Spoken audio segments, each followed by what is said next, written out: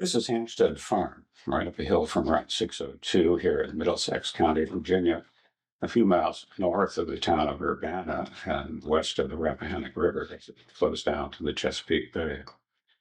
George Washington probably walked this land as an 18th century plantation. It was owned mid-century by a member of the Washington family. In the 21st century, this is a working farm on 100 acres of multi-level pasture land, forest, and the perfect place to sit down with reporter and historian Larry Chowning to talk about the hundreds of years of the history of Middlesex County. The origins of its country house, at least its English basement, probably date to 1750. Larry comes from a long line of Middlesex County ancestors and historians dating back to the Virginia colony. His lifelong work produced a remarkable and textured history of Middlesex, the book Signatures in Time, published by the county in 2012.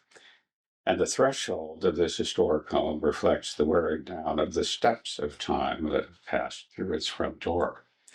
I'm Chris Dickon, also a writer of history, and just recently discovered that I too have deep roots in this county. And in this conversation, I'm going to try to better understand this interesting and beautiful place from which I derive much of my own ancestral history. First off, we may have on this property the result of something that occurred here maybe 35 million years ago or so, give or take. That dramatic drop off in the pasture. Perhaps it was the outer edge of the impact crater formed by a comet strike that went on to form the Chesapeake Bay, the rivers running down to it. What does the crater explain about Middlesex County and its geography and the economy that came out of that geography and its social life? Well, the crater was the size of Rhode Island, and when it hit, it put a hole in the ground that was the size of the Grand Canyon. Mhm. And over the millions of years that came after that, it began to fill in, silt in, and it created, we believe it created what is today the Chesapeake Bay. And of course, Middlesex County is on the Chesapeake Bay, and it's also on the Rappahannock and the Piankatank rivers, which we believe was created, at least in part, by this crater that struck. Came into these waters in 1608 from England, Captain John Smith, who over his years mapped out the land, the waters, and the native people of the region and set the stage for the formation of the larger Virginia colony of English immigrants and the first land grants to Middlesex County in 1642. Who were these English folks that came here at that time? Well, that's a good question. Many of them were adventurous, and others were. You ask yourself, why did people come here? Well, there was something going on in England at the time Mhm. that made it attractive to come to this new world. It probably had to do with the social aspects that were going on over there in regards to how do you get ahead in life, you know? And this would may have been one way that families could obtain land um, and look into the future. They saw possibility of a better future here than over there, but it was risky. I mean, it was a dangerous adventure to say the least. And of course, Virginia and Middlesex County, all the things that happened uh, was really just sort of the pathway that Virginia and the United States went through over time, you know. We know that the Jamestown pilgrims, excuse me, after they got here, they were not fully prepared and equipped to deal with what they found here in terms of the land and the weather. Um, would we say the same thing about the Middlesex? Well, they were more equipped. They had been here for 40 some years.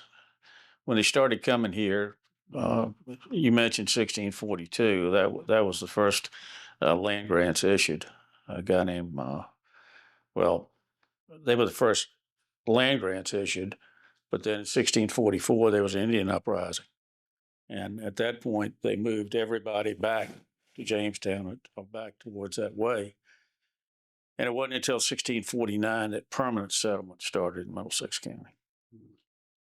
My reading of it is that initially the meeting between the English and the native population was not a bad one, but it turned quickly not good. Is that pretty accurate? Well, we were taking something away from them that they had had for generations.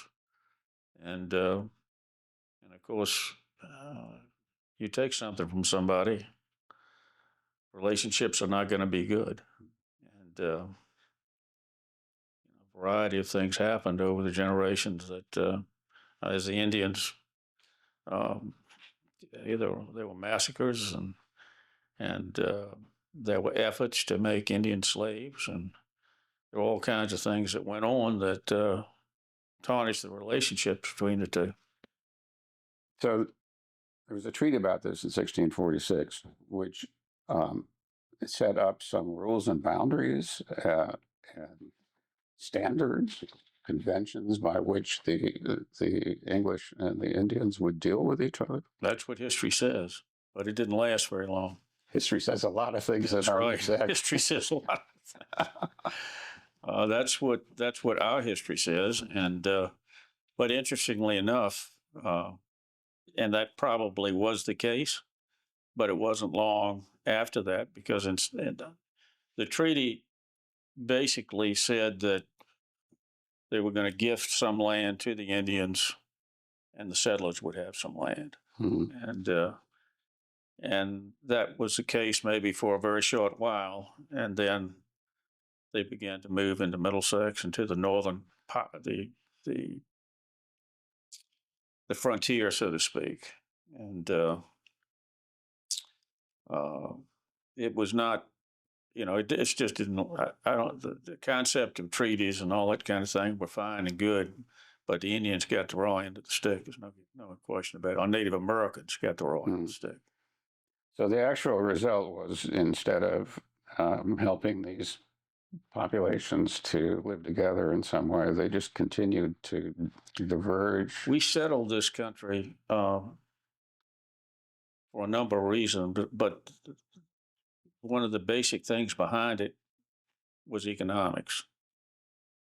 And in order for us to be able to survive and stay here economically, we had to take some things. Mhm. And we established early on that the best way for this colony to survive was by growing tobacco. And growing tobacco required a lot of land, and it also required a lot of labor. And as the colony grew in population, that meant we needed more land to grow tobacco on and more people to grow it. And so by 1640s, we were at a point when Middlesex County was being founded, that there were 4, 5, 6,000 people in the colony. It was growing.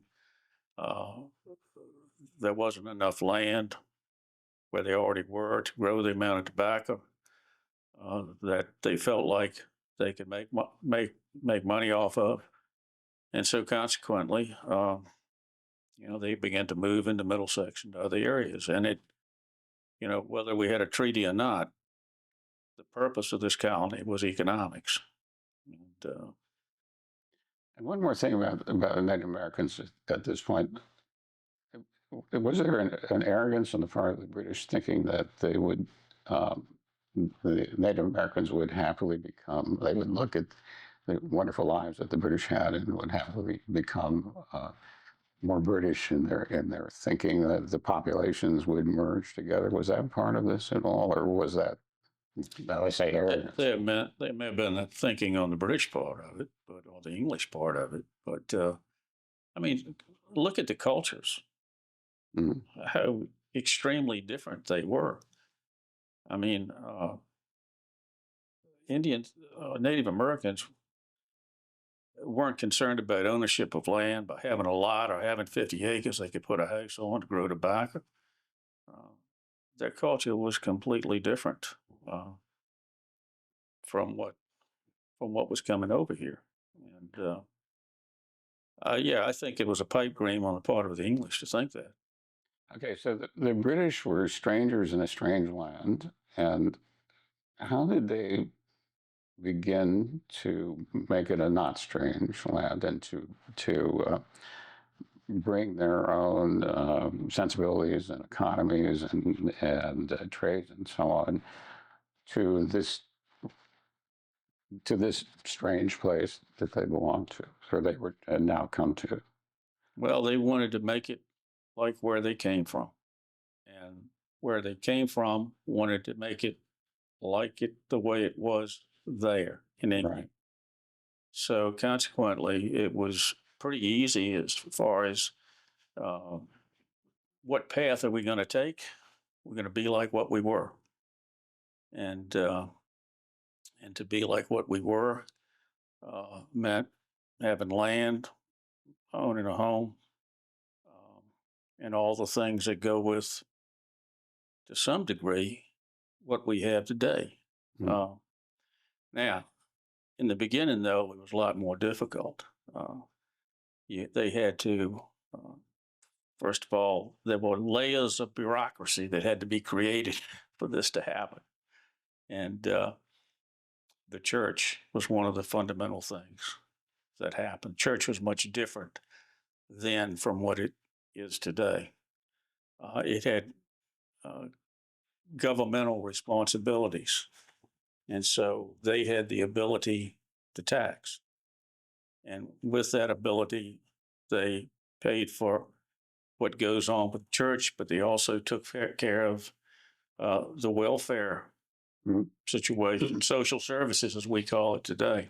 And in the beginning, the churches were also responsible for our roads, paying for our roads. Then you had the courts, the high sheriff. All those were part of the taming this wild country by bringing law and order to it. Then you had the Virginia Assembly, which was really a puppet to the king, so to speak. And really what we were doing is doing everything the king wanted us to do. Virginia Assembly pretty much went along with it to a large degree. And so we created an English society much like what they had in England.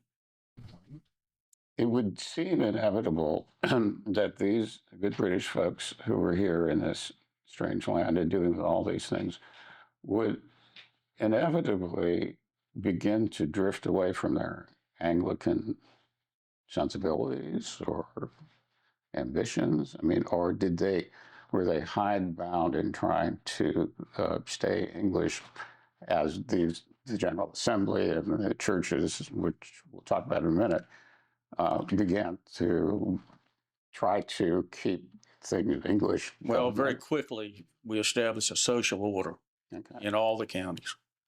And that social order dealt with wealth and land ownership. And to answer your question, yes, they wanted to keep it the way it was. Whereas there were folks that moved over here that were independent, had come from different elements of society over there, and they were just looking for a new life, a new way to live, a new place to go, maybe the possibility of owning land. They began to develop an American identity here, the kinds of middle-class sensibilities that we think of, feed your family, do well, have a good future, live well, and so on, became more and more part of the sensibilities of the people here, right? Well, I think you're right, because when you look at the social layers that were in the colony, we had the Wormleys and the Corbins and the Robinsons who were strongly tied to England. They had relatives over there that were feeding them and helping them in the aspects that they did. Whereas then we developed sort of a middle class planner, maybe like Henry Washington, certainly like George Washington. In our county, Edward Barclay, James Montague. These were people that were not down at the bottom struggling to get to the top. They were in the middle line. Well, if you look at who were patriots in Middlesex County, you can look at the entire state of Virginia, and it was the same middle class to a large degree that were the ones who were fighting with Washington, whereas that English loyalty, so to speak, was still very much alive in Middlesex. And one thing about looking at history and writing local history is just look at the other counties. Read the other counties' history books. We're all very similar in nature. So that structure, that English loyalty was still here, certainly when the Revolutionary War began. And if not totally, they were always on the fence because they were concerned about if they fell off one side and the other side won, what would I have in the end, if you see where I'm coming from. Okay, in But a strong middle class did come out of, and the idea of having a middle class across this nation. I mean, the realization you have to have a strong middle class to have a strong nation. Right. I think stemmed from that concept. Okay, in 1680, the General Assembly began to require that the counties form central towns. Yeah.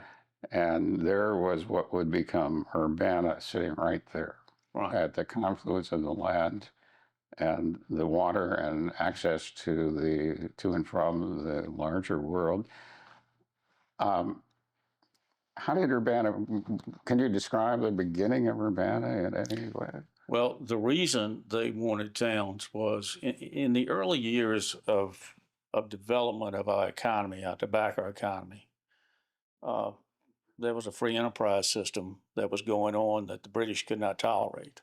In the early years, Prussian, French, Dutch ships would come in to these rivers and creeks right here, and they would trade for tobacco. And the highest price got the tobacco.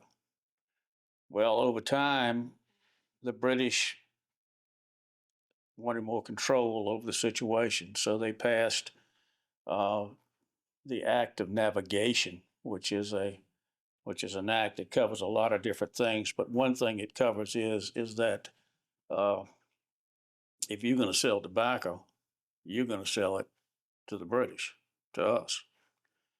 And in order to do that, in order to make that all happen, there had to be controls and regulations.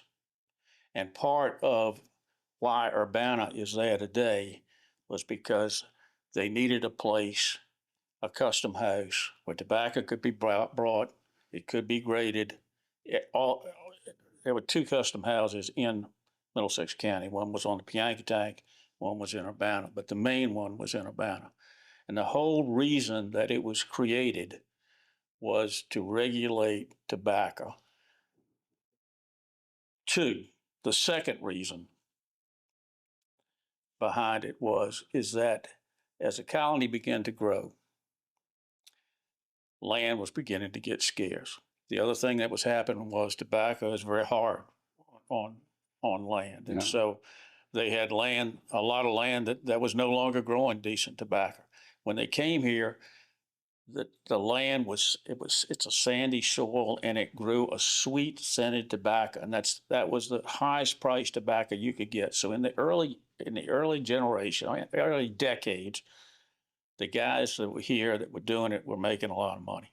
And so anyway, Urbana, they were not particularly happy when they decided to create ports of call, and their tobacco had to be sold completely to the English because that free enterprise system went away. Okay, so the commercial and agricultural identity of the county at that time was not determined from the grassroots up, but it was determined from the other side of the ocean. In other words, what the British wanted, not perhaps what the folks who were here wanted to do with their land. Right? So you see where we're going? Yeah, I see. We're going to 17. Somebody's going to get angry about this, That's right? where we're going. It just took us a while to get there, but Okay, one more thing about Urbana. It's a lovely little town here in the 21st century. Was it ever a scruffy little rough place in the beginnings? And yeah, I mean, all the little waterfront communities were. Urbana is Latin, the city of Anne. It was named after Queen Anne of England. Huh. It has 12, 13 feet of water in the creek, which is absolutely phenomenal in regards to creeks on the Chesapeake Bay. Most creeks don't have that kind of draft.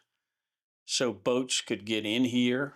That helped Urbana over the years remain a seaport, but in times of hard times or war times, it also created problems because enemy and ships could get in here too.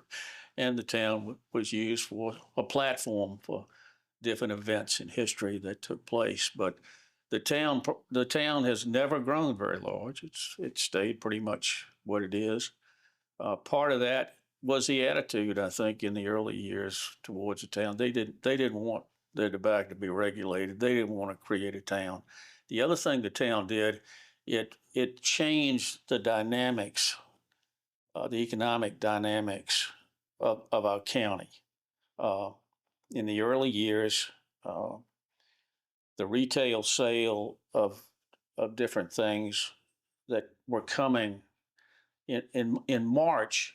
Every March, the ships would come from England, and they would bring things that had been ordered to the people over here. And so, what happened was stores began to evolve on plantations. The guy, a plantation owner, had enough money to buy 6 hoes. He might need one, but he'd buy 6, and then he'd put it in his hall, and he'd sell it to his neighbor when they needed one. That's how the retail aspect of Middlesex began. Or if they didn't have it in the hall, they may have it in an old store building or woodshed, and they would come. Then what happened in regards to the town was that changed the whole dynamics of that. We got merchants or factors, as they were called, and the retail industry moved to the town and became a center of commerce. Well, the guys that owned the plantations and had those little stores, they didn't like that too much. They didn't want it. So it was a combination of a number of things. So there came to the port the British, and the port was also vulnerable for the invasion of enemies and so on. Did other international trade come to the port as an international seaborne trade evolved naturally? Yeah. I mean, did we see people from ships from Germany or? I can't recall the year, but it's documented. It's written in Signatures in Time. When a visitor came to Urbana from Philadelphia, and he went to the local tavern, and he couldn't get over the amount of French beverage that was for sale there. Urbana was a little bit off the beaten trail in the sense that a French ship or a Dutch ship could come in and offload and get away before the British even knew it. So yeah, we had it in the early years. It happened a lot, and it happened into the 1700s. Okay, so eventually, with all these ships came the slave ships. The first had arrived at Jamestown in 1619, and by 1661, slavery was a legally recognized and sanctioned manner of trade in Virginia, no more or less so in Middlesex County. And the slave population throughout the history of slavery exceeded the free white population in Middlesex, I believe. Um, how did all of that, what is to be said about that arrival of slavery in Middlesex, if anything other than what we already know about the evils of slavery?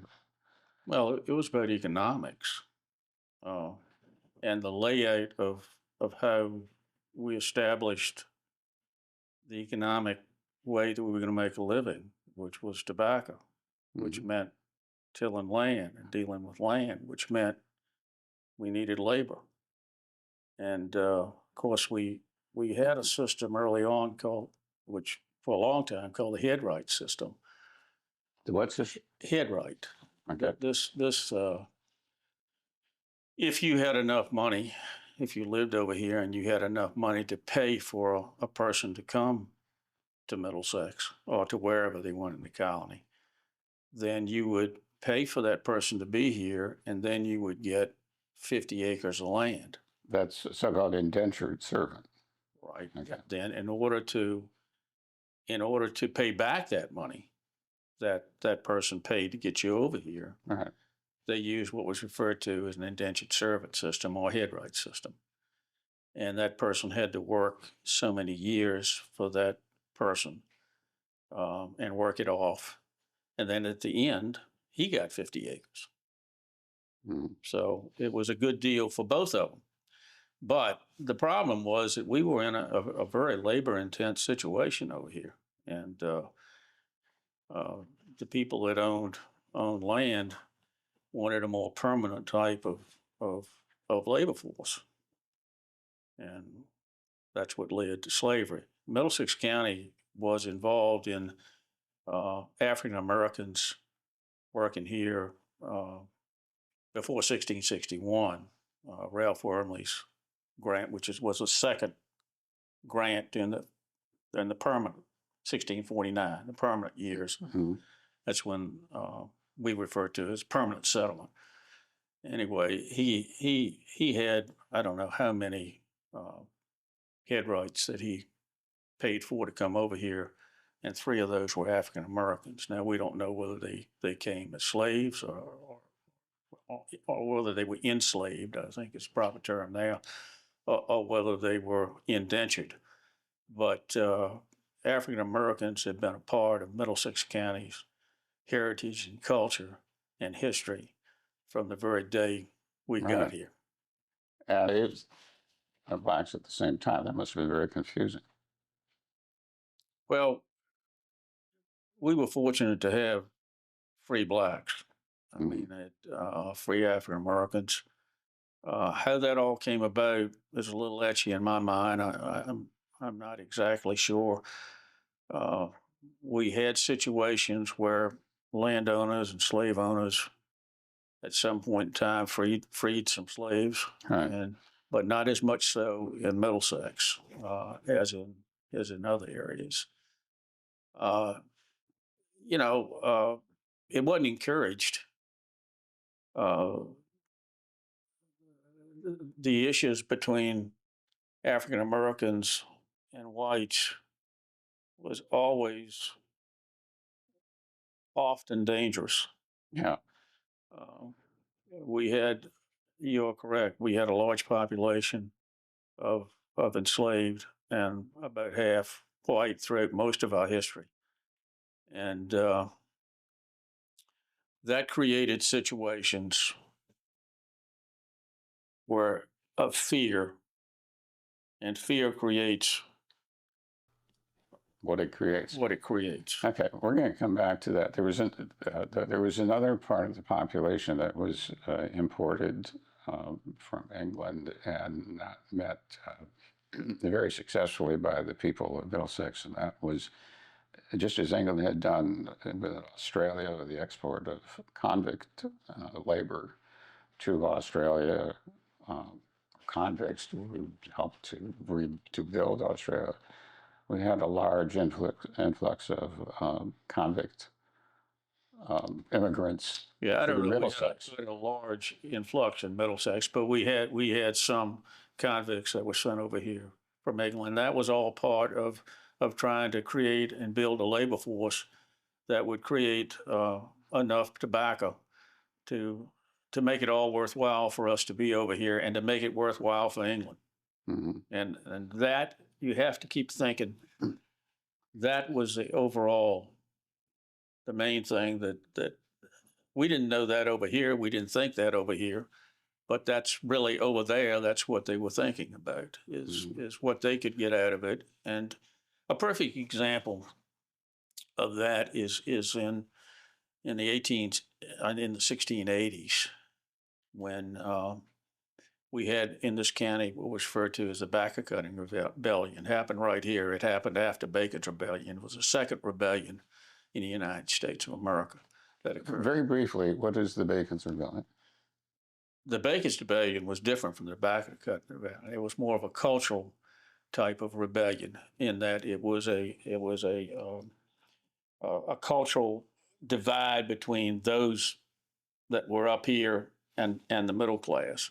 And of course, that led to the middle class had expanded further out from Jamestown, and they were living on land that was more susceptible to Indian raids. And so Bacon was all about massacring Indians to protect the middle class planter. The tobacco cutting rebellion was an economic rebellion in that after they passed the act, after the Assembly passed the Act of Navigation, that created a situation where supply and demand had gone nuts. So we had more tobacco than we had demand for it. Mm-hmm. So we were sitting over here with fields of tobacco ready to be sent to England, and they had warehouses in England with enough tobacco to last 5 years. So, to say the least, and I'm not sure we knew that, but so what the planter next door said, you know what I'm going to do? I'm going to get them. I'm going to cut all my tobacco down. And so he goes out and he starts cutting his tobacco down. And he says, "Why aren't you cutting your tobacco down?" I said, "Well, I've got to do something to live." And then he goes over and he starts cutting his neighbor's tobacco down. Mm-hmm. And so you had this rebellion within the county.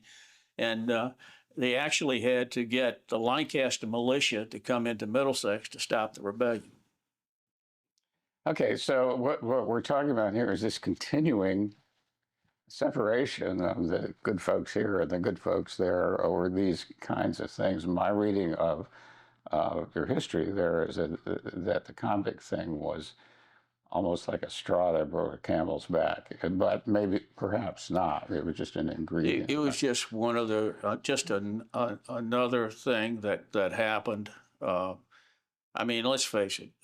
If you're sending convicts over here, what is that telling the people that are living over here? You know, I mean, right. Are you sending us your problems? And if you're sending us your problems, what does that mean that you think about me?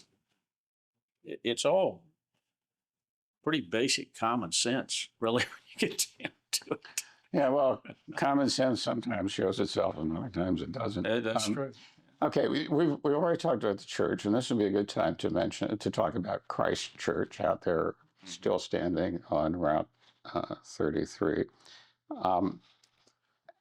The way things were, the way the British ran this, as you've already mentioned, is that the churches became sort of like units of government. They took on, they had the responsibility, not only the liturgical responsibility and spiritual, but the setting of boundaries and rules and that kind of thing for the areas in which they predominate, right? Well, before there was a town or villages or anything or post offices that had a bulletin board, the church was there, and that was a place where if there was a decree coming from Jamestown, it would be put on the church door. It would also be put on the courthouse door. That's another aspect of it. But the church was a different dimension than what it is today. It was more tied into government, and and what was going on here over time was why Jefferson was very much for the church not being involved Right. in government, Right. and that came out of the Anglican philosophy and the style of religion that they had. Another aspect of this is that we didn't have districts. Today we have districts. Mhm. In those days we had parishes, Okay. and the parish was tied to having a church. That was the centerpiece of a parish. And in Middlesex, we started out with two parishes, which meant we had two churches. We had the upper church, which was right up here where Hermitage Baptist Church sits today. That's where that church was, although it was in several other places prior to that. And then we have lower church, which Mhm. is the Lower United Methodist Church. And each one of those had a separate responsibility for the area they were in. And they collected money, they taxed separately, they taxed the people within. So what happened is that as time passed, and most of the wealth, for whatever reason, was in the middle of the county, about where Christ Church is. Mhm. You had the Wormleys and the Grimeses on the other side. They owned thousands of acres, and they had to tithe and pay tax. And it was what you had is what you tithe. So they had to pay more taxes than anybody else. Well, they were sitting right in the middle at Christ Church. And so which church were they going to go to? Were they going to go to Lower Church, which is way Mhm. down there in Hartfield, or were they going to go to the Upper Church? It was way down here in Jamaica District. Mhm. And the issue is look, I'm paying most of the taxes to one of the churches. The other church wanted that church. So in 1666, the guy that owned Rosegill, a guy named Chichery, who was lieutenant governor of the colony at that time, said, you know what? I think we're going to have one parish and we're going to have one church, and I'm going to build it right down the street from me. Sure. And so that's how we got Christ Church. And he had enough clout and power, political power, to do that. And it took a great deal to do that, you know. So, and that's how Christ Church became the central church of Middlesex County.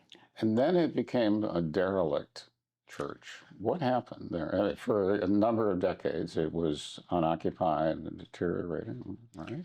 Well, it was a combination of things. The Revolutionary War, of course, Of course. eliminated the Anglican Church as far as the way it was when it came over here, and of course they went to become Episcopalians.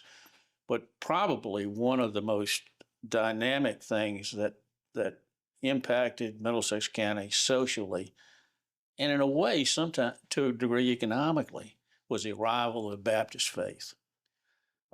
Initially in 1772, when the Baptists started coming in here, they were relatively poor whites who had tremendous faith. And a lot of them were abolitionists, which many people don't know about. They were Yeah. strong abolitionists in the early years. But as time passed and it began to grow, all those folks that owned the land and owned the slaves became Baptist. And at that point, the majority of the county were going to Baptist churches, and only a few were going to Christ Church. The Episcopal Church was much more formal.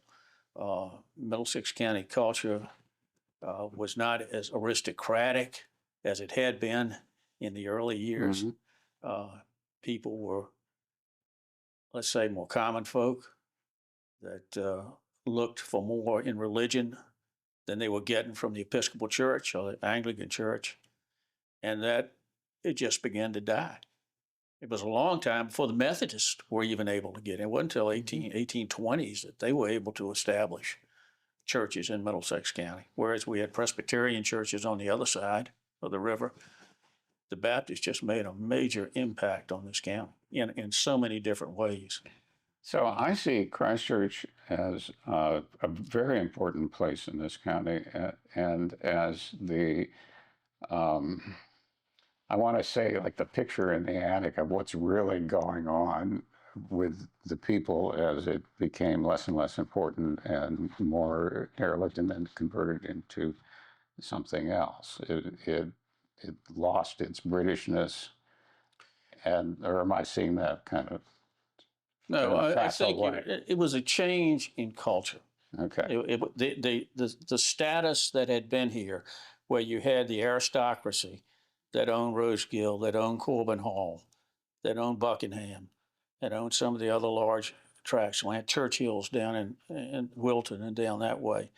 That a strong middle class was growing, and there was a different attitude coming. A good example of that is the Baptist. They did not think too much about. They were not high on people drinking alcohol. Huh. Yeah, prior to the Baptists, alcohol was a common thing throughout the county. But when the Baptists came along, they passed rules and regulations to try to control that type of thing. They were changing. They were changing the way we were living uh, within our own homes and what have you. Okay. So let's get to this Revolutionary War. I have a list of causes here. Number one, taxation without representation in the Virginia House of Burgesses um, was opposed as part of a national or colonial movement. Right. Um, and we've already talked about the other divergencies going on here. Anything else about Middlesex County in relation to the sensibilities that led to its participation in the Revolutionary War? We were part of it. We were part of it all. I mean, in the scope of things. Yeah, I mean, we had a revolution here in 1680s. I mean, we had independent people here in Middlesex County. Uh, the Middlesex Resolution, which all these counties were when the Boston Tea Party took place. Uh, Most of the counties around us, Essex, Gloucester, Middlesex, they came out with resolutions which spoke to the fact that we're opposed to taxation without representation.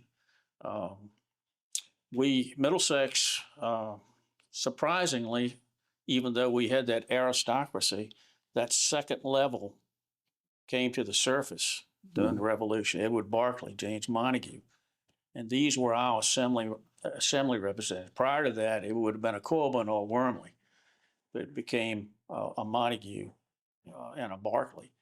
And these guys were great patriots, and they were involved in all the goings and doings in regards to Virginia, George Washington, all that type of thing. How did the Revolutionary War play out in the county? My reading of history, again, from your book, is that the wars, the Revolutionary, the Civil War, World War I, World War II, there was nothing really extraordinary about their effect within Middlesex County. But no great things happened here that set the course of it. There was no battles here and that type of thing. Middlesex County, when Washington was in Yorktown, Middlesex County was a feeder county for that army. They sent quartermasters, and they brought ships into the mouth of Panktank River, and they sent quartermasters up and down Middlesex County, Matthews and Gloucester on that side too. And they took 1/10. If you had 10 chickens, they're going to take 1 chicken. If you had 10 cows, they're going to take 1 cow. Mm-hmm. And everybody did it. Even if you were a Tory, you did it. If you go down to Christchurch and you look on the wall down there as you walk in, there's a column. They have a list of patriots from Middlesex County.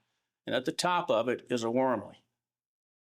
Well, I can tell you where they got that information from and why they think that is because when those quartermasters came in Middlesex County and Wormley had 300 cows, so they took 30. And they wrote that down so that he could be paid for that if Washington were to win the war afterwards, So you look at those things, you say, well, my God, Wormley gave 30 cows And this guy, Henry Chenin over here gave 1. He must have really been a patriot. The reality of it is they were forced to give that. And so that is a part that we played in the Revolutionary War that very few people even know about. Was there was the county pretty much of a same mind in regard to the revolution, or were there still Well, was there still dissension? The writings say not. They speak to James Mills in Urbana, Mhm.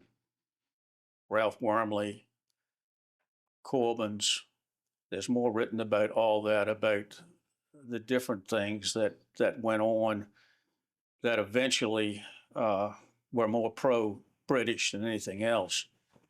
But the common folk, the average guy, I don't know what he was thinking then. He was, all through Middlesex, the one thing we've looked for is a better way of life. And that's where it is everywhere, just trying to increase and improve quality of life.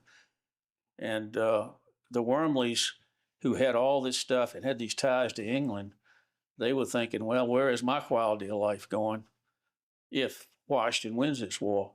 But so were the common folk, because it wasn't like we had a newspaper coming to us every day telling us what was going on. So much of it, we just didn't know what was going on. Right.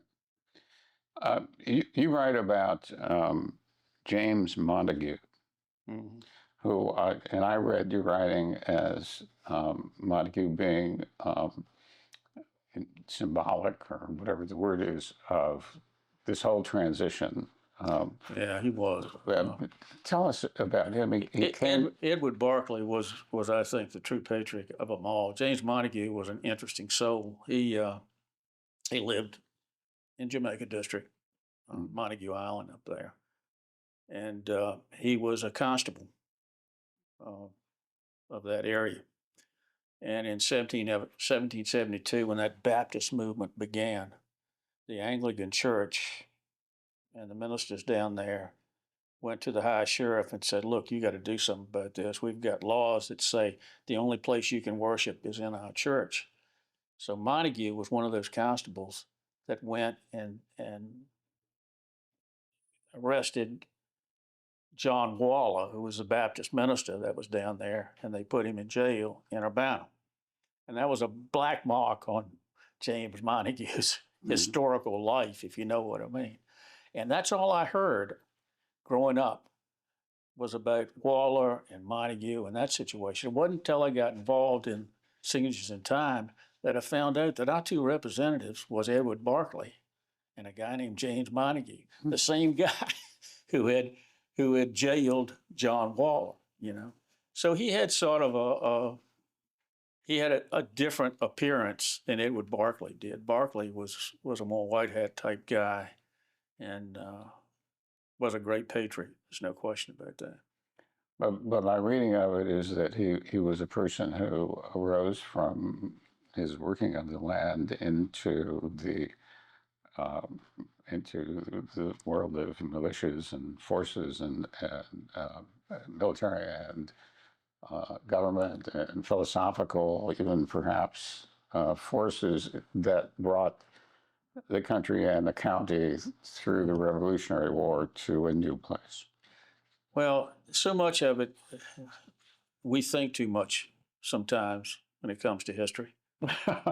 That's for sure. It's sort of how it turns out.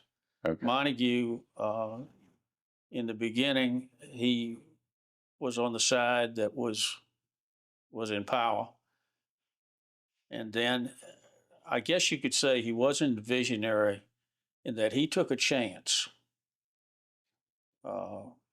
with Washington winning that war, because you got to figure that if anybody was going to be hung at the end, if the British did win, it was going to be Edward Berkeley and James Montague. Okay. So they had taken excuse my French, a hell of a chance. There's no question about that. But they rose to the occasion, and when we look at the American Revolution and our patriots, you are correct. It's James Montague and Edward Berkeley. Good for them. the Revolutionary War was followed by the continuation and perhaps a bump up in nation building of the United States, um, and the development of an American identity that was increasingly taking itself away from dependencies and identification with England. And this led to what I refer to as the Second War of Independence, the War of 1812, which was set off by a number of residual causes. The British still wanted to pasteurize, and they still wanted to rule, and they wanted to get things their own way, and still in many respects. And they continued, and one of the things that set off the War of 1812 was their continuation of impressing American sailors into the British Navy, which led famously to what's called the Chesapeake incident in 1807 down in the Bay, where the British just stopped the USS Chesapeake, about which I've written a book, and said, "You're going to let us on here, we're going to find some of our guys and take them away." And that set off all up and down the East Coast of the United States one of the beginnings of people finally saying, "Okay, that's enough of this." With the But look British. where we were. Look where Middlesex was in the midst of all that. Right. You know, Washington, D.C., which was burned during that war, was on the Potomac River. We're just one river over from the Potomac. And the eastern end of Middlesex County is on the Chesapeake Bay. So when those boats, the British were coming and going, and they were running into the same problem Washington was running into when he had to feed his army. They needed food also. So where did they come? They sent their quartermasters to Middlesex County if they were nearby. They'd put them they'd park their ships out in the middle of the bay, and they would row in, and then they would go about the task of finding food. And sometimes it wasn't 10%, and they'd write it down when the British did it, because we'll take whatever you have. And so this community ran into an awful lot of that during the War of 18. I mean, we were occupied. We talk about the Civil War and occupation. Well, it wasn't so bad here because, we didn't have any major battles, but we were occupied throughout the entire war with the blockade. And it was very similar to that. And the great thing about it, right at the end of the war, this is a great story because it speaks to how lucky we were in the battle. The British decided they were going to burn these port towns. And so they went to Tappahannock and they burned Tappahannock. And coming back, they were going to burn Urbana. Well, when this happened, all the militias on both sides of the river started filing the convoy down, the ships down, as they were coming towards Urbana. And when they got to Urbana, all the militias had gotten into the town and were standing up on the hills, the high hills of the town. And so when the British saw all the commotion and the activities that were going on, instead of coming in and burning our town, they went on off. But we were, in some ways, the War of 1812 was more dangerous to us than any war that there ever was.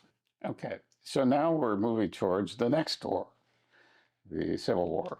And that is driven in large part by the continuation of the slave-based economy and other causes. How did the Civil War play out in Middlesex? Anything extraordinary? Or we were part of the Confederacy, of course. But what happened here in that? Well, we finally got to a point that we were going to have to pay for our sins. And the Civil War was part of that payment that we ended up having to pay for generations of putting people in bondage. And it went on further than that. It went into the 20th century. But that was the big payback. And we were very much a part of the Southern movement. Although at the beginning we had just like we had British sympathizers and American sympathizers in the Revolutionary War, we had Union sympathizers and those that were non-union. And so at the beginning, there was this mixture of a sense of some wanted to preserve the Union. They remembered the fight that had gone on to be free, and probably that some of their relatives had probably lost relatives in the Revolutionary War or something. Mm-hmm. You know, I mean, I lost relatives in the Revolutionary War. So then in 1860, they could still remember that and what have you. But when Fort Sumter was, the incidents that happened in South Carolina and Fort Sumter, then that sort of rallied the people in Middlesex, and they went. The foundation of that war was slavery, and even though in the beginning we had we wanted to preserve the Union, we didn't think enough of it to do away with the institution of slavery, which was tragic, but it is what it is. And it's safe and necessary to say, I think, that slavery in Middlesex County was no less onerous than anywhere else. This was a place of auctions, family separations, slave pens, punishment, right? All those things, but let me explain it this way. Okay. You could have a plantation owner over here and one living next door. And the one over here made him live in horrible conditions, treated him like crap. And yet over here, you had a slave owner who gave him shoes in the winter, treated him like people, brought a doctor in to look after him. So it's hard to explain. It's easy enough to say this is how bad it was, but yet there were people, even though they couldn't get over, they couldn't understand that they were doing something wrong. They had some good in them where they looked after, at least attempted to look after people in a basic sense. Right. And even, I think, preceding the war and especially after it, as I read some of the history, and you were talking about the Baptist churches, there were movements in the white Baptist churches to be helpful to the slaves, black people, African Americans, whatever. There's a wonderful story that comes out of Neston, which is the oldest house still standing in Middlesex County. Mm-hmm. And Mr. Eubank remarried and married a young lady who was a Baptist, and all the slaves all the enslaved on the Eubank plantation were not allowed to go to church. And so she encouraged him to try to get them to go to church. He was not for this at all, but he did allow them to go to Glebe Landing. And then she wanted them baptized, and he would not go along with them being baptized. Mm-hmm. So what she did was she brought in a chairbacker, which was a preacher who was not ordained to anything, like a deacon. And she enticed her husband to go to bed early one night. And she also, the slave master who was there, she had his girlfriend entice him to go to bed one night. Mm-hmm. And on that night, all the slaves on that plantation were baptized. So you had that type of mentality, living in the same home where there was somebody that wanted to give something right. to those people. And then you had the other side, the husband, who didn't give it, didn't think that was necessary, I guess is the best way to put it. I pay attention to Harmony Grove Baptist Church because many of my ancestors are buried in the cemetery there. And my reading of that history is that during slavery, that church was also finding ways to give Black people more of a voice. It was still separate. They were separating them out, but giving them a what's the word for a church official? Giving them some sort of a voice in the running of the church.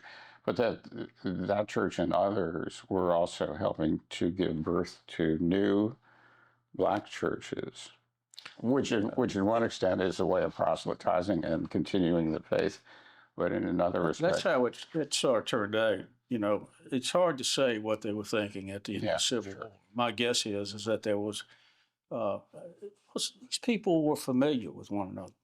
They knew one another. Right. They had watched their children grow up. They had, you know, there was familiarity, and but yet, the same token, there was fear. Whites had fear of the blacks. So, you know, whether or not, in most cases, I think you're right.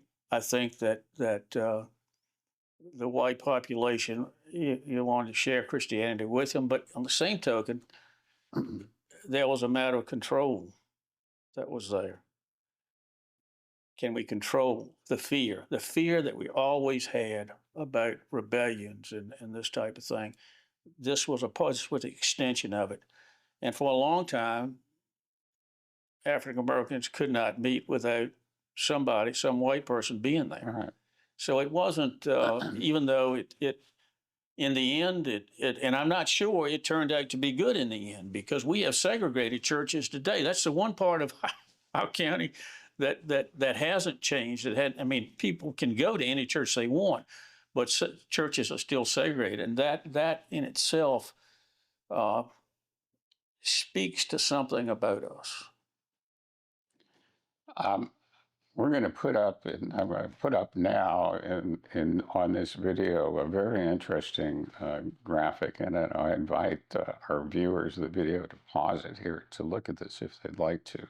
It comes from the Virginia Handbook, which was an annual document produced by the state, and what we're showing you is the population figures, the white population figures, and the slave population figures for Middlesex County, I think going back to 1800. And then there's a big empty box in 1870 for the slave population because there were no more slaves after the Civil War. And that's so provocative. And the question is, what happened to them? Not Well, you know, as you're they talking about what happened to them. Well, stayed in society, but well, remember that word that I used before, familiar. We knew one another. right. I mean, when we had to turn to different ways of making a living, like fishing, haul sanding, that river, that natural resource that was out there for all those other things, it was also a natural resource for blacks and whites to go out there and make a living. And so that encouraged African Americans to stay here because there was a natural resource that it didn't matter whether you're black or white. If you caught a bushel of oysters, you got 33 cents for a bushel, whether you were black or white. Now, there are those that argue that there was discrimination in regards to that too, and I think there was, but 9 times out of the times it wasn't, because buyers needed oysters. Now, the other thing that happened was there was an exodus of African Americans that went to the cities, Philadelphia, Sure. Baltimore, New York, to find a better way of life, and many of them did, and it was better than what they were going to get here, because if they were going to make a living here, if they're going to do better here, they had to do it themselves, and they had to find a way to do it. And the oysters provided a means of living, but it was seasonal. So many people, particularly women, left here and went to the city. There was nothing. I say that agriculture and the seafood industry evolved after the Civil War, Right. so that there were jobs here.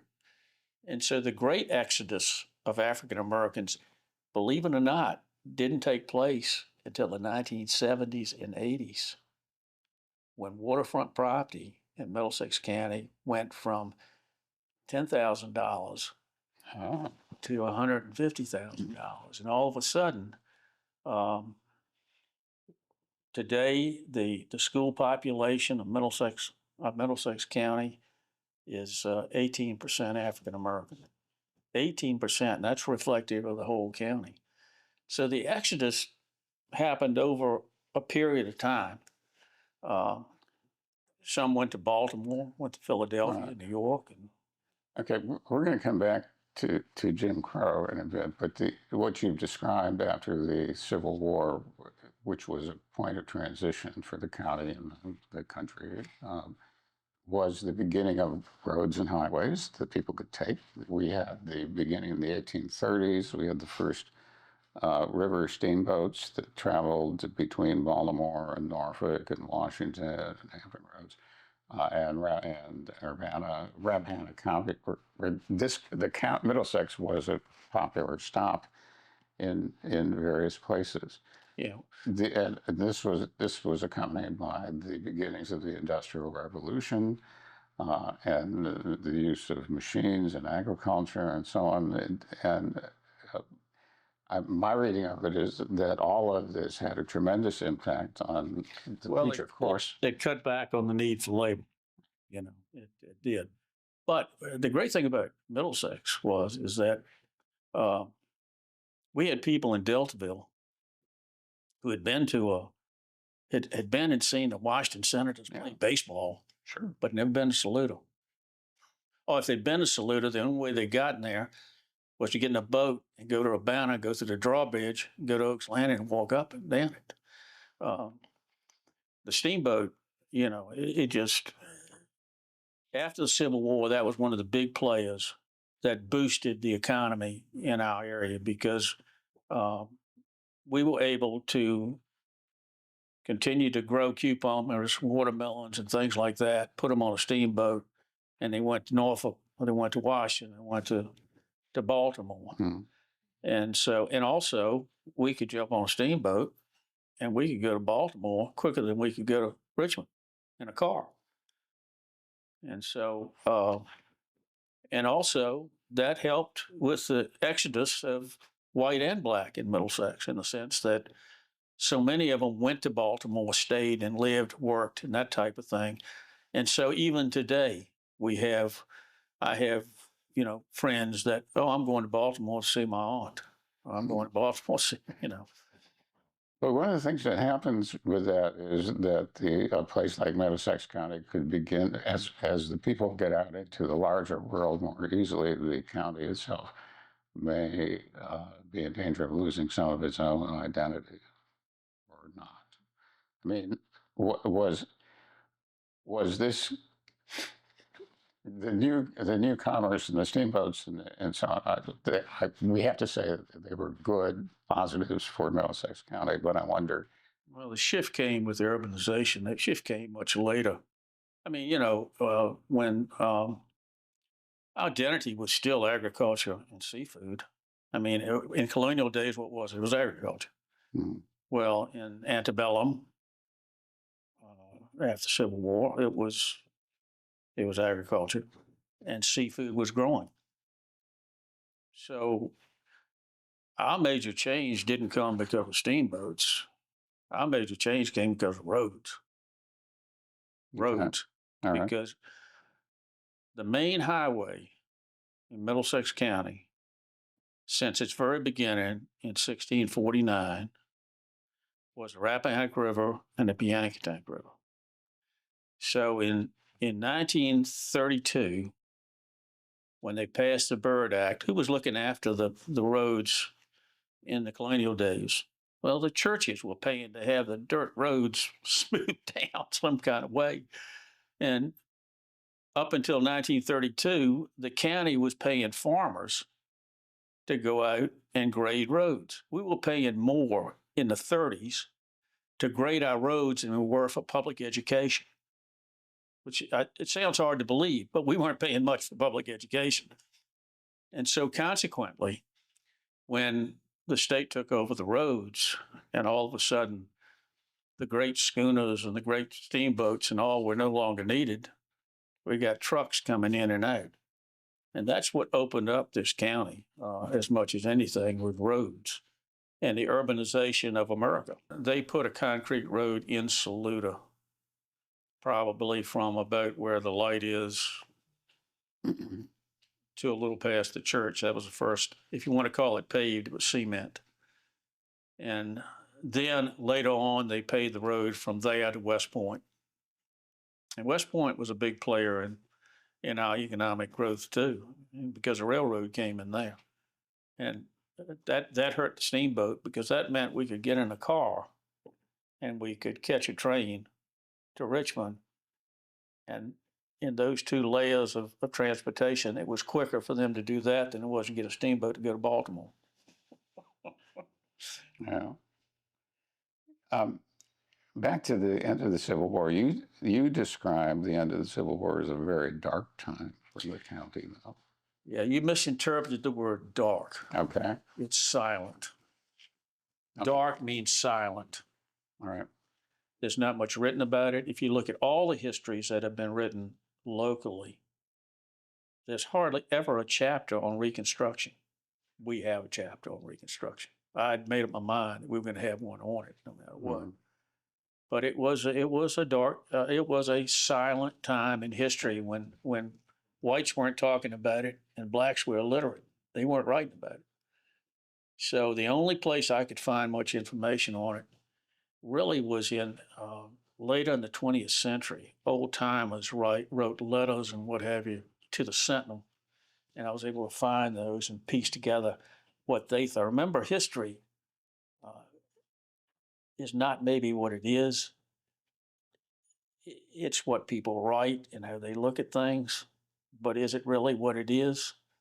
Yeah. So it was a silent time. It was difficult to write about, difficult to get a sense of feeling of what went on with me in trying to write the book. But it was a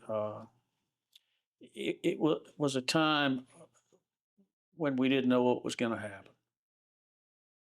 And that's always a scary time in life.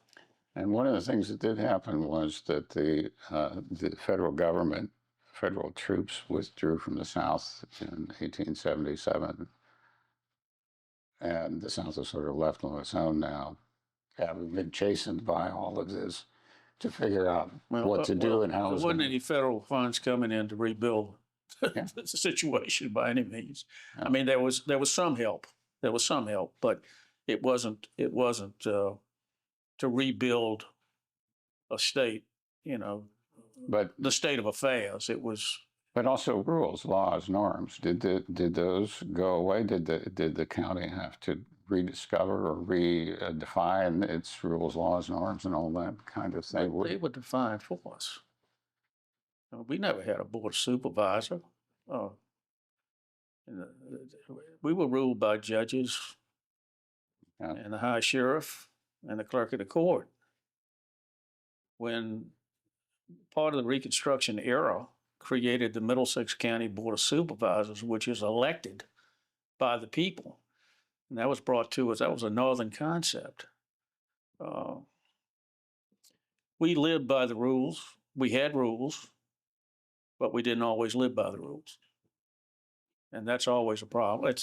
It depends on how you look at it, but. Which brings us, as we must now, to Jim Crow, in which the black communities had begun to create their own effective societies and norms, rules, and all that kind of stuff that were blended as much as possible with the white communities, and the what Jim Crow was, as I understand it, and I've written about it, was a sort of an abrogation of all of that and an imposition of our new white rules that happened to be effective and against equality and voting rights and commercial rights and ownership of all that kind of stuff. There was an attempt, right after the Civil War, Right. with First General Assembly to bring some or equalization to that. But of course, in 1902, they voted in Jim Crow laws, which poll tax was one of them, and it was primarily to keep people from voting, Mm-hmm. to control. But interestingly, Middlesex County's representative voted against it. Mr. Bristow, I can't think of Mr. Bristow's first name, but yeah, he went in as a Republican, a Republican in Middlesex County. Yes, Mm-hmm. that's right. He represented Essex and Middlesex County, and he voted against Jim Crow. He was one, I think, of 26 Virginia representatives that did that, which is a positive thing, but that didn't change the way things turned out. Mm-hmm. Segregation had started. Segregation went on during the colonial period. Whites lived in the big house, and you had on the outskirts you had shanties and what have you where they lived. They had developed their own type of culture. Some of it came from Africa, but some of it was intermingled with what went on here, and so. And even the free black thing is another thing that I never could get a handle on, but I believe there was already a type of economic segregation going on where free blacks were beginning to have stores. Free blacks were sail makers, and they were charging to have Mm-hmm. the sails made for the boats and what have you. In the days when we didn't have combustible engines, all we had was sail. They were craftsmen. They were bricklayers. They were creating an independent economy, not independent of anybody else, but just it was independent in that they were free blacks, and they were finding their own way in how to live in a society where 90% of the African Americans were in bondage. 100% of the whites were living in some type of free situation, free enterprise situation. And you had 10% trying to figure out, well, how do I work in this situation? Mm-hmm. Let's take a real interesting sidebar here. A story that I had known nothing about. We all know the story of Rosa Parks, who we celebrate more and more, and just recently as the woman in Montgomery, Alabama, who refused to sit on the back of the bus, and by some estimations, started off with that act, the beginning of the modern civil rights movement. But we have a story here that, to me, is almost as significant that nobody knows about, and that was in the person of a woman named Irene Morgan, who got on a Greyhound intercity bus in Gloucester and refused to give up her seat and was jailed in Saluda in October of 1945. I mean, I guess the bus drove to Saluda, and they got on the bus and they took her and put her in jail. And they did. And my the sheriff at the time was a gentleman named Beverly Singer, mm-hmm. and Mr. Singer married two of my grandfather's sisters. Was married to two of them. One died and passed away. Beverly Singer was sheriff of Middlesex County for and deputy sheriff for over 50 years. He was beloved by the population. Mm-hmm. and he was the one that arrested him. And Irene Morgan, she did exactly what she should have done. Uh, and it took a tremendous amount of courage and guts to have done that. And anyway, she was arrested and she was tried in our courts here in Middlesex County. And it went all the way up to the U.S. Supreme Court. Yeah, and it involved some of the leading jurisprudence people in the country and black judges. And the U.S. Supreme Court found in her favor. Found in her favor. On this. And that led to changes in laws having to do with interstate commerce. Yeah, right. It allowed it meant that you could not integrate. You could not segregate a bus if you went over state lines. Well, that's just a good story to know, and it's not known, and so we've told it. Well, it happened about 10 years before Rosa Parks. So, yeah, right. So it's and it happened here in Middlesex, and it doesn't surprise me that it happened here in Middlesex.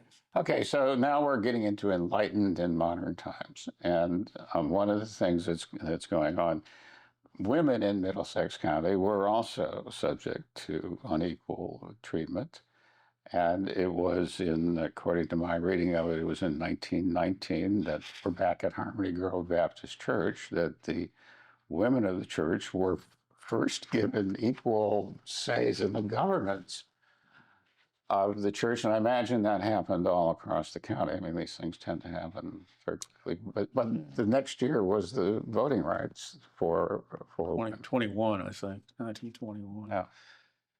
Women, I tell you, they had a hard time in Middlesex County over the generations. There were some that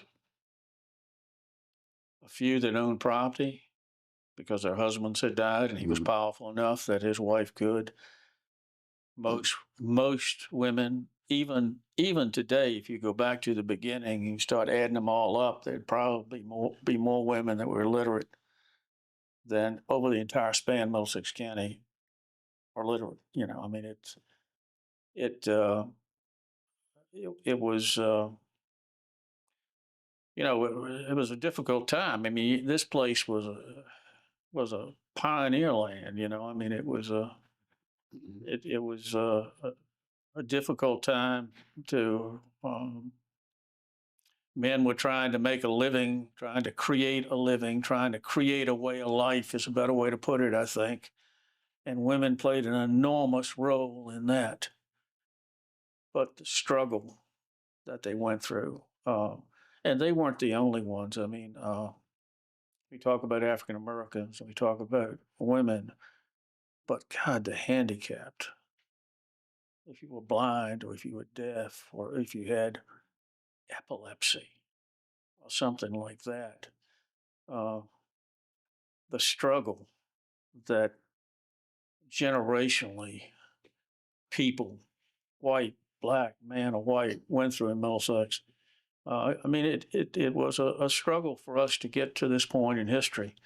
People ask me, when do you think is the best time to have lived? We studied all this stuff about history. When's the best time do you think would be? And I tell them, right now. Right now, Yeah. But what happened with the women of Middlesex is what happened across the country. Sure. They just finally said, I can't put up with this anymore. I mean, I'm a person, and I'm equal to anybody, any man, and so it started. We think it probably started with independent women, like Ms. Eubank, that said, "I'm going to baptize my people, no matter what you say." But the Baptist Church played a big role in that because over time they became ladies groups, prayer groups, Right. and of course men and women didn't always sit together in certain churches. They were segregated too in a lot of ways, and so they created by having numbers and enough of them changing and changing the way people want to think.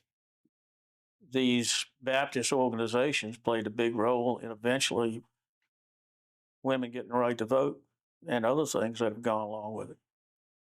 Okay, just briefly, the civil rights movement of the 1960s, my reading of history is that it was nothing extraordinary except that Middlesex went through the same progression, segregated schools, closed schools, all of the things that the rest of Virginia went through during that time. But does anything stand out about the civil rights in Middlesex County? Well, to understand what happened, you have to look at what did happen. There were, in 1962, I was going to Urbana School. Mhm. They were, by that time, public schools, elementary schools. We had white and black elementary schools. Mine was made out of brick. The blacks who were down the road were made out of wood. Um, the federal government forced the South to integrate schools. And it started out, it first had to be what was referred to as separate but equal. And this went on all over the South, which meant that if you go into a brick schoolhouse, an African American's got to go to a brick schoolhouse. So in 62, the county had to build new schools for everybody because the white school down in Deltaville wasn't a brick school. And so the next step was a thing called of uh, freedom of choice.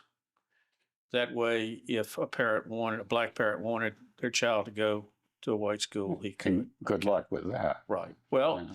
that's right. So in the beginning, there were 13 African Americans, brave souls, that walked into Middlesex High School in 1963. When I started out in seventh grade, so you didn't have a middle school. I went to Middlesex High School. There were 90 some children in my class, no blacks. Mm. When I graduated in 1968, there were 42. Wow. So that was the impact that it had as much as anything. Was that pure bravery, or was it bravery and acceptance by the white students? Uh, Or maybe White Flight created York Academy, which was a school created for integration. Or it was created because of integration schools. To answer your question, what was happening is that we were still in the freedom of choice situation in 1990, but in 69, 70, we were moving towards that. So more and more white parents were taking their kids out of the school because 69, 70, that was full integration. The federal government said we had to have full integration. But brave souls, I'll tell you who the brave souls were. They were the 13 Yeah. and the parents. And I cannot be remiss in mentioning Juanita Johnson, who signed the court orders that established the fact that Middlesex had to integrate schools. And she had, I think, 4 children, and all of them went to Middlesex County schools during their freedom of choice. She was a parent, or she was also an official? She was a parent. Her name was Juanita Johnson. Okay. Okay. Let's move towards the end of our history here by starting with the hurricane of 1933, which seemed to change a lot of things. This was a hurricane that formed off the coast of Africa and came up through the mid-Atlantic, creating so-called hundreds-year floods, Right. which we now seem to get every 2 years in the Chesapeake Bay and the rivers. And that led to a lot of change. One of the first things was the steamboats went away. I think right around that time or into that. These were the carriers of commerce and society and information and access to the world. I've written a book on this, and you've written books on the boats of the river. But What happened to them so quickly? Well, the August storm of 1933, first of all, we didn't have the knowledge that we have today about what was coming. Exactly. Right. Yeah. So, and that pumped in a pile of water into the Chesapeake Bay. But this is an interesting perspective historically. It couldn't have come at a better time because in 1932, the Byrd Act was passed, which turned over the ownership of secondary roads to the state of Virginia. Okay. They did that for a couple of reasons. First of all, it hadn't worked for centuries getting local people to look after roads. Mhm. And the cost was astronomical. It was getting more astronomical, and counties couldn't afford it. The states were saying, look, you need to put more and more money into public schools. And the counties were saying, my God, we got to put all this money into roads. We don't have enough money to put into public schools. And they were right. They were right. And also the steamboat had been around since the 1820s. It was beginning to wane from the standpoint of playing an economic role in the way we were living. We didn't realize it, but the steamboat companies were having more and more problems. The heyday of the steamboat companies was in the 1880s. And that's when they established the river wharfs. And we had the wharf down in Deltaville, Burhan's Wharf, West Urbana Wharf, and Waterview Wharf. And those wharfs extended out into the river, and that was the heyday of it all because hotels sprang up along the banks. People started coming from Baltimore and Philadelphia to go to the hotels and all that kind of stuff. But by the 1933, the whole economic structure of things was beginning to change. Richmond was closer because of the railroad. We could get there and we could do. And then the roads, they began to improve the roads. And so trucks took the place of the schooners and all that other kind of Roads and bridges. Roads and bridges. Ferries were being replaced by bridges. 1957. Went down with my mother, took me as just a kid to see them, the ceremony on the Rappahannock River Bridge. I mean, it was a major time in history when that came back. Yanktank River Bridge, same thing. 52, that was 54, I think. So all in the 50s, that things really began to change already. How does Deltaville figure into this point of history? My impression is that it became increasingly identified with boat building, not steamboat building, but fishing boat building, pleasure boat building, and so on. Was that around the same time, and is my impression correct that it's seen as that kind of a place? Deltaville is dynamic, and it has been from the beginning of our history until now. And you ask, well, what are you talking about at the beginning of the history? Well, for one thing, we all the things we've been talking about the plantation and enslaved people, that was being created by people that had land. Well, Deltaville was located on the tip of Middlesex County with the Chesapeake Bay right there. And all through history, people came there, went and left, some stayed and what have you. The demographics of the population was completely different from Wake all the way to Jamaica, where people had lived here all their lives. Whereas down there, you had folks that had come from all different places. We had a very small we talk about population. Well, we had a very small population of people to live here outside of Middlesex County.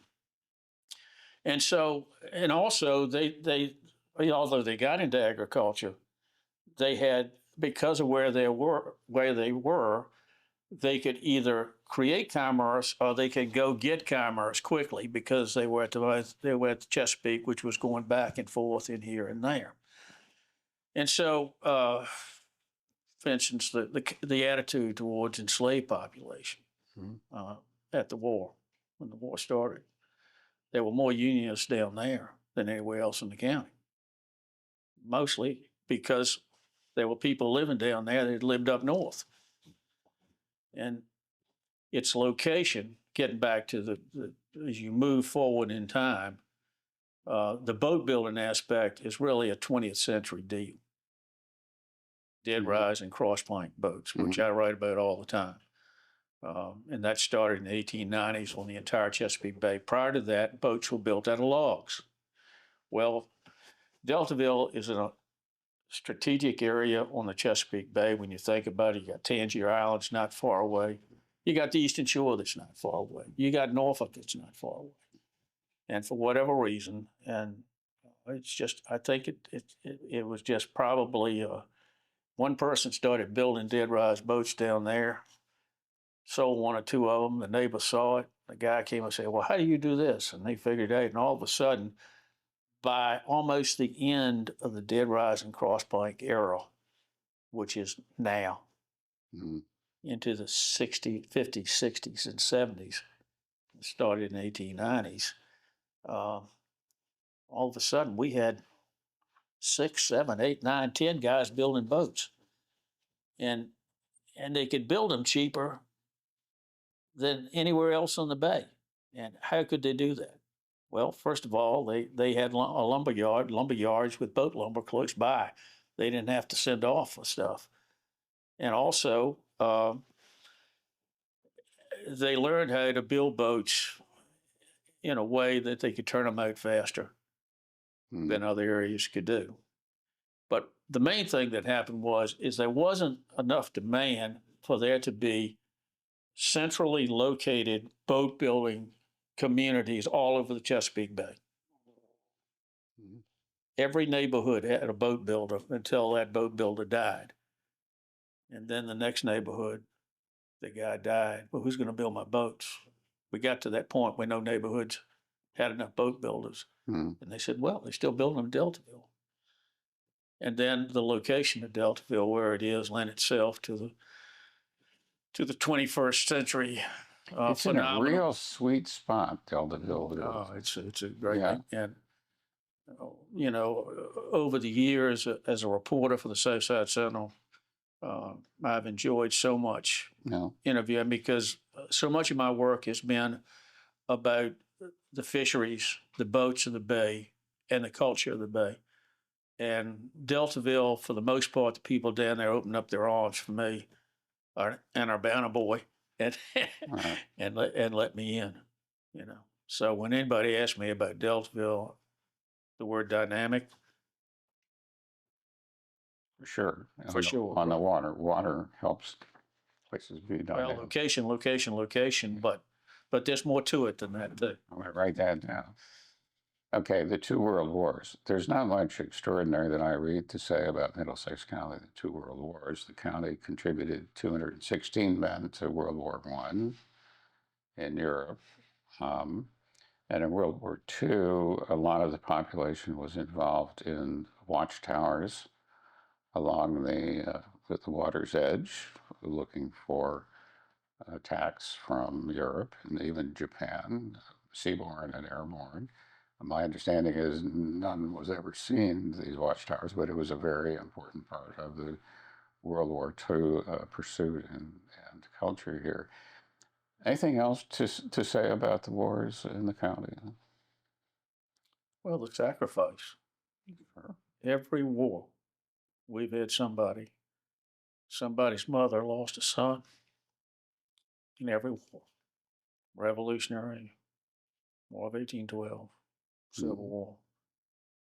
I mean, we have been a part. If you follow U.S. history, if you follow Virginia history, then you follow Middlesex County history. And you also follow the sacrifices that went along with that to create a nation like we have today. Good or bad, there's still good and bad in it, but it's still better than anything else in the world. Or at least that's my opinion. So it's hard to tell a mother who gets a flag and has to bury a son in war that nothing happened any different here than anywhere else. Hmm. Okay, so this is a good place to sum up, I think, by talking about some of our relatives.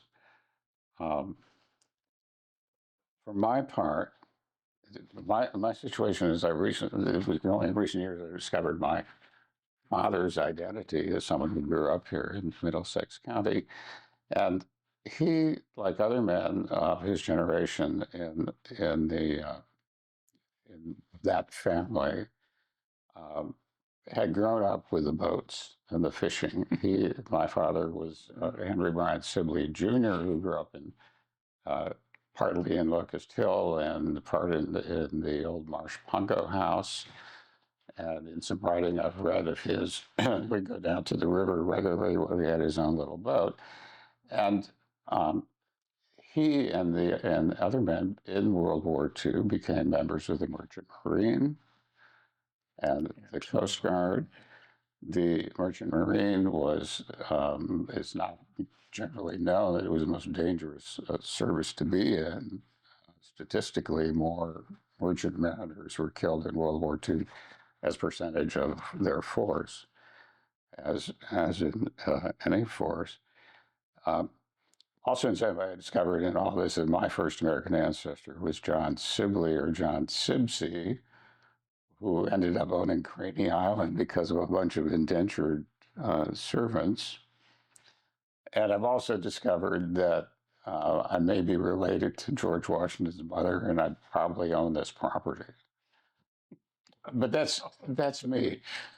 Your family's and ancestral history is extraordinary in this county, and it goes back. We've already talked about some of it, but it's people who have played different kinds of roles in the history since the beginning of the county.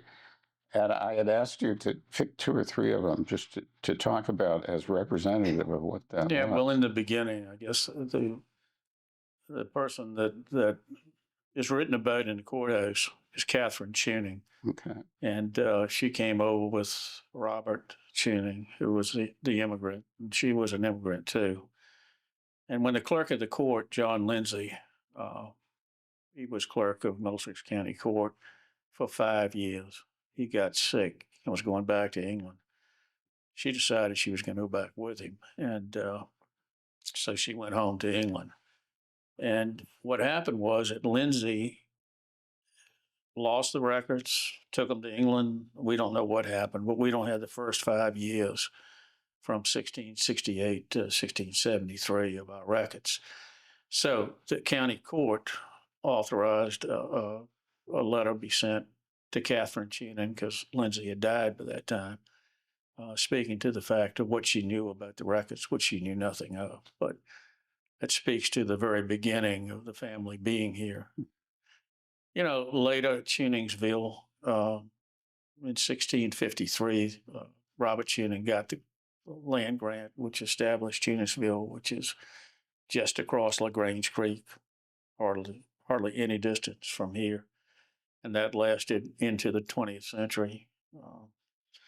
And I guess John and Priscilla Chowning.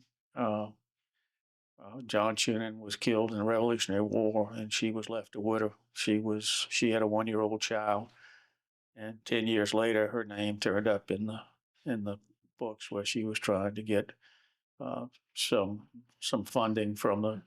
My reading of it was that she became a rather fierce advocate for her rights as a widow of the Revolutionary War. I don't know about that. I know that she was illiterate. She signed she signed it with an X, and of course the clerk wrote her name down. But she had a rough time. It speaks to the fact that what widows of all widows went through, whether it was Revolutionary or Civil War, or any war for that matter, in Middlesex County. But the clerk of the court did approve her funding that she got. Wasn't a whole lot, but it was the fact that she had earned it, and that I guess. And when I look back, Carol C. Chowning, uh, Senior, was my great uncle. And he, for a lifetime, spent most of his life collecting information on Middlesex County. He worked in the General Assembly for a right many years, and when the General Assembly was in session, he would go over to the Virginia State Library. He would go in and go through all the assembly records. And what he did is he wrote everything down that dealt with Middlesex County and where that information was.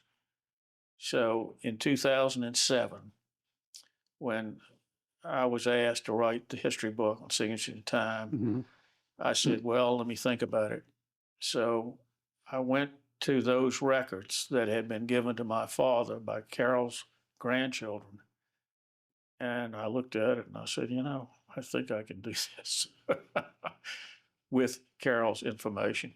People ask me, well, did you do all this research? Because some of the committee that were Claudia Suchak, Julie Bray, Pat DePina,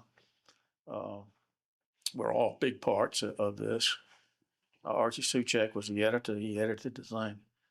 But as far as Larry Chin doing it, the only way I could have done it was with Carol Chin's information. Did you get this genetically, or it turned you into one of those pesky reporters and historians?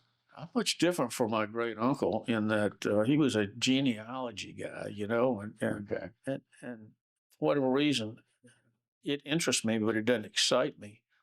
And the other thing is I don't think I would have been able to have done the research to have done this book.